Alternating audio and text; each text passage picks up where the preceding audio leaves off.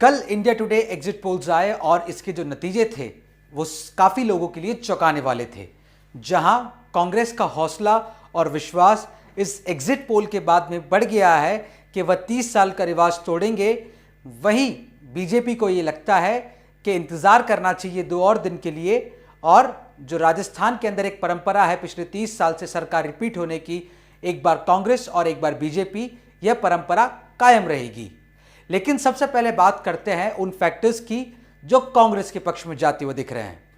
अगर बात करें कांग्रेस की, तो कांग्रेस श्योर है कि इस बार जो दलित वोटर्स है, एससी वोटर्स है, एसटी वोटर्स है, मुस्लिम वोटर्स है, माइनॉरिटी वोटर्स है, वो इस बार कांग्रेस के पक्ष में वोटिंग डालेगा। और एक बहुत बड़ा फैक्टर जो राजस्थान के अंदर क्रिएट करते हैं वो है जाट वोटर्स।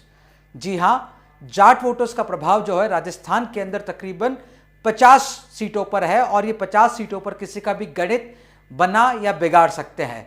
तो जाट, दलित और माइनॉरिटी, ये 3 वो फैक्टर्स है जिनके तहत कांग्रेस को लगता है कि वो इस बार चुनाव जीत रहे हैं। इसके अलावा भी 2 बहुत बड़े फैक्टर्स हैं।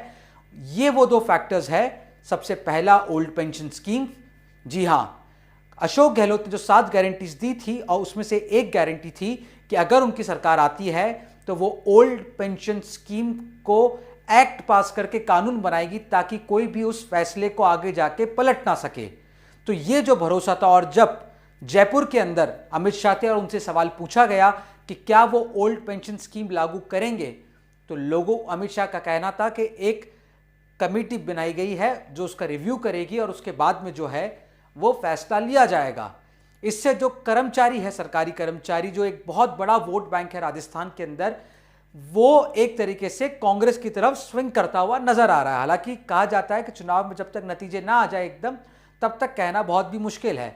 मुख्यमंत्री अशोक गहलोत ने भी जब ये चुनाव प्रचार थमा और एक दिन पहले, वोटिंग से पहले, मार्मिक अपील करी सोशल मीडिया के जरिए कि वसुंधरा सरकार, बीजेपी सरकार अगर आती है तो ये ओल्ड पेंशन स्कीम जो कि सरकारी कर्मचारियों के हित में है, उनके परिवारों के हित में है, उसे वह बंद कर देगी। दूसरी सबसे बड़ी बात जो सामने आती है, जो कांग्रेस के पक्ष में जाती हुई नजर आ रही है, वो है चिरंजीवी की बेनिफिशरीज। जहां एक तरफ भारतीय जनता पार्टी ये सवाल पूछती है कि ऐसे कितने लोग हैं जिन्हें 25 लाख का फायदा मिला है, लेकिन दूसरी तरफ वो लोग भी है, लाखों में है उन लोगों की संख्या जिन्होंने चिरंजीवी का लाभ लिया है। पत्थर का भी दिल पिघलाया है इस चिरंजीवी योजना के लाभ ने। अगर आपको पता है, बहुत सारे लोग ऐसा कहते हैं कि वो बीजेपी के कोर वोटर थे, लेकिन जब हेल्थ क्राइसिस आई तब चिरंजीवी से उनका फायदा पहुंचा और इसीलिए जो है वो कांग्रेस को वोट डालेंगे। तो चिरंजीवी, ओल्ड पेंशन स्कीम्स और साथ में ये सोशल इंजीनियरिंग, जहां दलित, मुस्लिम एक साथ जो है वो कांग्रेस के पक्ष में वोट डालते हुए नजर आते हैं। ये 5 फैक्टर्स। और फिर आखिरी दिन मुख्यमंत्री अशोक गहलोत का लोगों से अपील करना मारवाड़ी में कि मैं थासू दूर को नहीं। जी हां, इसका मतलब है कि मैं आपसे दूर नहीं हूं। जब 2017 के चुनाव में जहां कांग्रेस ने बड़ी टक्कर दी थी बीजेपी को गुजरात के अंदर, उन्होंने जिक्र करा उस घटना का कि अगर प्रधानमंत्री नरेंद्र मोदी ये कह सकते हैं कि अगर गुजराती ये कह सकता है कि गुजरातियों को वोट दे, तो मैं मारवाड़ी राजस्थान में अपने लोगों से क्यों नहीं कह सकता कि आप मुझे वोट दे, मैं थासू दूर को नहीं। तो अशोक गहलोत ने राजस्थानी कार्ड खेला, साथ में योजनाओं का जो एक बेनिफिशरीज का वोट बैंक है वो उनके साथ में है, और साथ में एससी, एसटी और माइनॉरिटी और जाट, ये वो कॉम्बिनेशंस है जो कांग्रेस के पक्ष में जाते हुए नजर आ रहे हैं। लेकिन राजस्थान के अंदर कांटे की टक्कर है। जितने भी एग्जिट पोल्स है वो कांटे की टक्कर मान रहे हैं राजस्थान के अंदर। सभी का यह कहना है कि नेक टू नेक फाइट है, 5 सीट इधर 5 सीट उधर, किसी का भी खेल बनाया बिगाड़ सकती है। लेकिन एक बात तय है कि यह चुनाव कांग्रेस के लिए अब तक का सत्ता में रहते हुए सबसे बेहतरीन चुनाव हो सकता है। एग्जिट पोल्स हमेशा से कांग्रेस को ज्यादा नंबर बताते हैं, लेकिन जब नतीजे आते हैं तो वो संख्या कम हो जाती है। लेकिन इंडिया टुडे का एग्जिट पोल, जिसे लोग एग्जिट पोल भी कहते हैं, उस पर भरोसा, उसकी क्रेडिबिलिटी बहुत ज्यादा है मार्केट के अंदर, अदर देन जो और मार्केट सर्वेस और जो एजेंसीज ने सर्वेस करे हैं। अब बात करते हैं क्या वो मामले हैं जो बीजेपी के पक्ष में जाते हैं। बीजेपी आश्वस्त है कि प्रधानमंत्री नरेंद्र मोदी का चेहरा एक इतना दमदार फैक्टर है जिससे वह राजस्थान के अंदर लोगों को सरप्राइज करेंगे और 130 से 40 सीट जो है वो बीजेपी जीतेगी।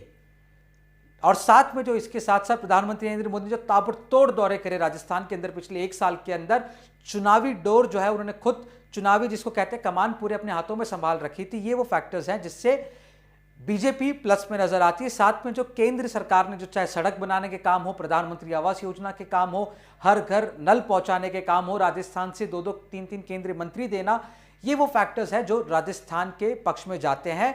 और साथ में जो सबसे बड़ा फैक्टर वो है जिसपे बीजेपी लोगों तक जा रही है, वो एक एक बात पहुंचा रही है, वो है कि कांग्रेस की सरकार में जो कथित तुष्टीकरण के कांड हुए, फिर चाहे वो कन्हैया लाल हत्याकांड हो, कोटा के अंदर माफ कीजिएगा बारां के अंदर जो घटना हुई, करौली के अंदर हुई, जोधपुर के अंदर हुई, इन सब घटनाओं को भारतीय जनता पार्टी लगातार बुना रही है। और उनका कहना है कि लॉ एंड ऑर्डर और खास तौर पे एक धर्म के लोगों को कांग्रेस सरकार के अंदर टारगेट किया गया।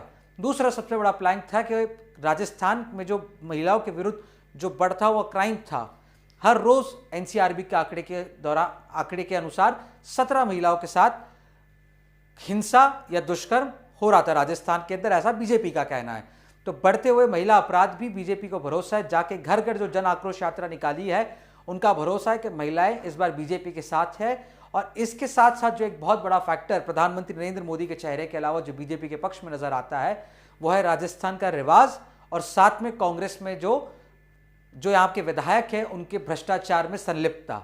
जी हां, बहुत सारे ऐसे मामले आए जहां ईडी भी जांच कर रही है, पेपर लीक के ऐसे मामले थे और आरपीएससी के मेंबर भी अरेस्ट हुए थे। तकरीबन 1 दर्जन पेपर राजस्थान के अंदर लीक हुए जिसमें 40 लाख राजस्थान का नौजवान एग्जाम देने बैठा था।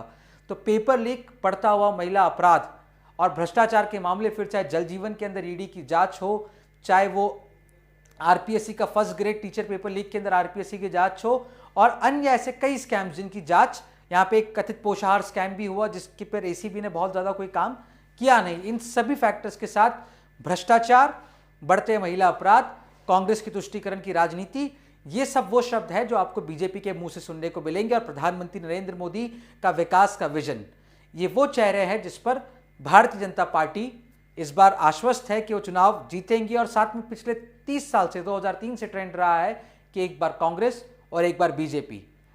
इंडिया टुडे का जो पोल है वो कांग्रेस को एडवांटेज देता है, 42% लोग कांग्रेस के लिए वोट डालेंगे और 41% बीजेपी के लिए। ये इंडिया टुडे एग्जिट पोल का अनुमान है। इसका मतलब ये है कि कांटे की टक्कर है, कांग्रेस को बहुत हल्का सा एडवांटेज नजर आता है, लेकिन एक एवरेज अगर हम बात करें तो उसमें बीजेपी को स्लाइट एडवांटेज मिलता है। पोल्स और पोल्स की बात करें तो स्लाइट एडवांटेज जो है वो बीजेपी के पास नजर आता है। लेकिन ये राजनीति है।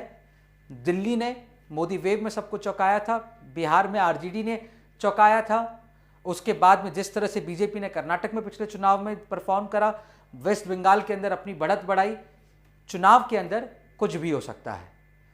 परसों काउंटिंग होगी और राजस्थान में जो एक एक्साइटमेंट है, पूरे देश के अंदर एक एक्साइटमेंट है कि राजस्थान, मध्य प्रदेश, तेलंगाना और अन्य 2 राज्यों में क्या होगा, छत्तीसगढ़ और मिजोरम के अंदर। तो परसों इन सभी की जो जिज्ञासा है उसको कहीं ना कहीं एक तरह से संतोष मिल जाएगा। कैमरा पर्सन मनोज के साथ जयपुर से जय किशन शर्मा, चुनाव आज तक।